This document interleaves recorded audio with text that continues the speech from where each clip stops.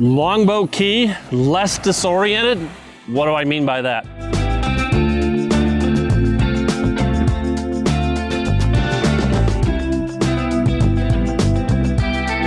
Hi everyone, my name is Mike Rennick. I'm the team lead, the senior broker of Team Rennick, part of that great Mangrove Realty Associates family.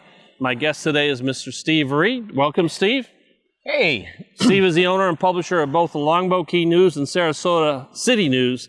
Disoriented, Disorientation, what am I talking about? Mike, we have visitors who come every year, and that's sea turtles.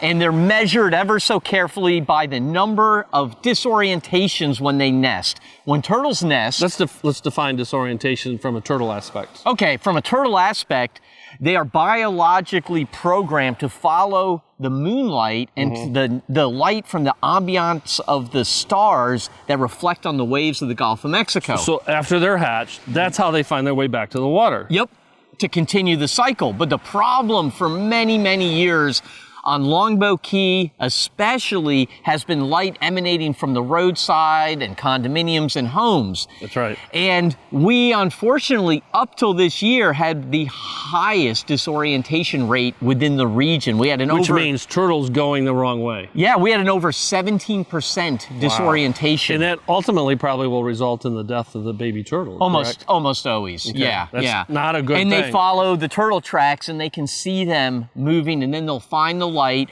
Now, what the success story really is, and I have to give local government and the town and the residents credit, is they worked with condominium associations, they passed rules, and the code enforcement department worked proactively to get these people into compliance, help them keep their shutters closed. They came out here. They didn't do a, let me ticket you and make this a nightmare. They came with an attitude of, let's get it corrected. It was more of a partnership approach, right? And they cut this level in half. So we are no longer topping the charts. We're actually now in a much better position. Other communities have a bigger problem.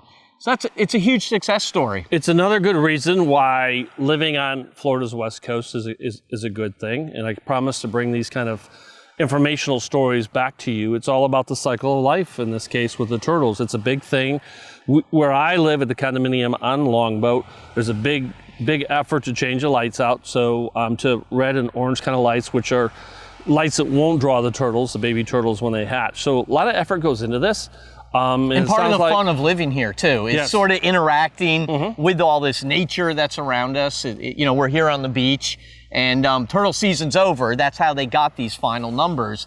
But next year, in about 7-8 months, in the middle of May, when this starts, it becomes a flurry of activity every night with turtles coming and going on the beach. So it's a good news story.